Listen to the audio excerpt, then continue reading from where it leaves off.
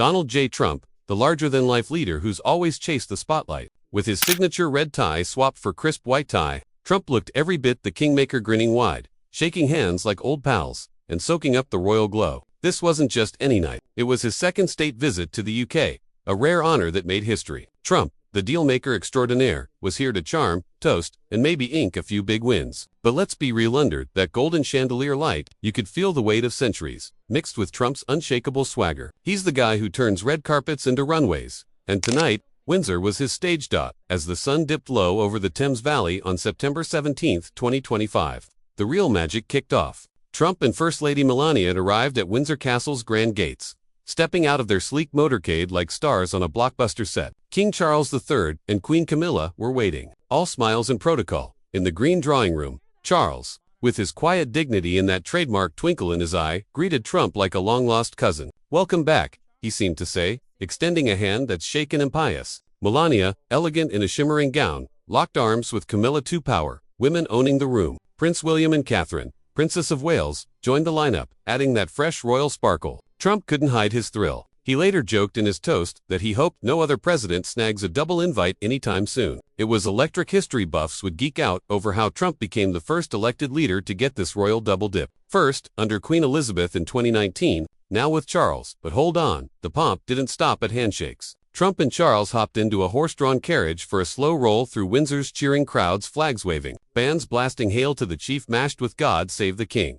Thousands lined the streets, a mix of flag wavers and curious locals snapping pics on their phones. Trump waved like a pro, Melania beaming beside him, while protesters off in the distance held signs about peace and democracy. It was classic Trump world. Adoration up close, debates from afar. They paused for a troop inspection, crisp uniforms, rifles snapping in salute, then headed inside for the heart of it all. St. George's Hall, transformed into a banquet dream. Oh man, if walls could talk, these 1,000-year-old stones would spill secrets for days. The hall, straight out of a fairy tale or maybe a Harry Potter flick, stretched 47 meters long under vaulted ceilings. A massive table groaned under the weight of opulence, golden plates, crystal glasses twinkling like stars, and fresh blooms hand-picked from the castle gardens. That centerpiece, a whopping 170-pound candelabrum shaped like St. George, slaying a dragon. Talk about dramatic flair. Over 160 guests filed in, a who's who of global heavy hit. On the U.S. side, heavyweights like Secretary of State Marco Rubio and Treasury Secretary Scott Bessent rubbed elbows with Trump. From the UK, Foreign Secretary Yvette Cooper and Deputy Prime Minister David Lammy kept things diplomatic. Tech titans stole the show. Apple's Tim Cook, Nvidia's Jensen Huang, OpenAI's Sam Altman, all their two chat deals over dinner. Sports stars like golfer Nick Faldo and rower Dame Catherine Gronger added some athletic zest, while media moguls and 8 royals rounded out the mix. No A-list celebs though. This was power, not paparazzi bait.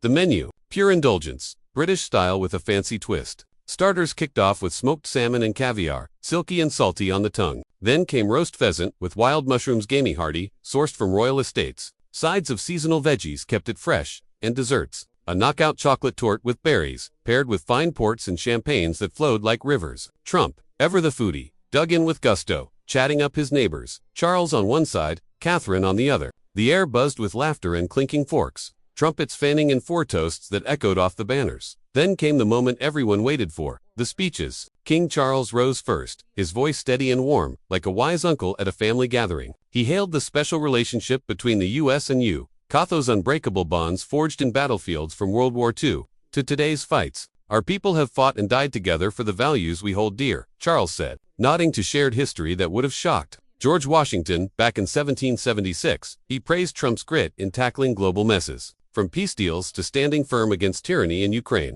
And yeah, he slipped in a gentle nudge for green efforts and trade boosts, subtle but sharp. The room hung on every word, chandeliers flickering like applause.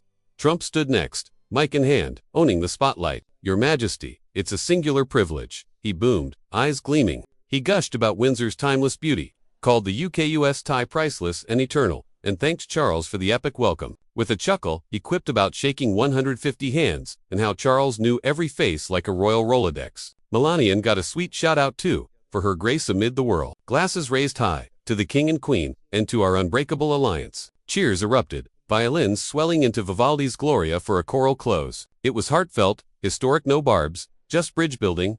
Yet, outside those glowing walls, the world spun messier. Protesters in London and Windsor waved anti-Trump banners, chanting for democracy and slamming ties to old scandals like Epstein shadows that PM Keir Starmer had to dodge to. One group even projected Epstein pics on the Castle edgy stuff, stopped by cops quick. Still, inside, it was unity central, deals whispered over wine. Like a £150 billion US tech pledge to the UK, Trump toured St. George's Chapel earlier, laying a wreath at Queen Elizabeth's tomb, a quiet nod to his old fan club crush on her. "What a place," he murmured, flipping through 1624 docs on America's founding. Real deal, indeed. As the night wound down, guests spilled into moonlit gardens for chats and cigars. Trump, arm around Melania, looked like he'd conquered another hill. This banquet wasn't just food and fanfare. It was a bold statement. In a divided world, two nations led by a king of calm and a president of punch reaffirmed their rock-solid bond. Trade, stronger, security, locked in, friendship, eternal. Trump jetted off the next day,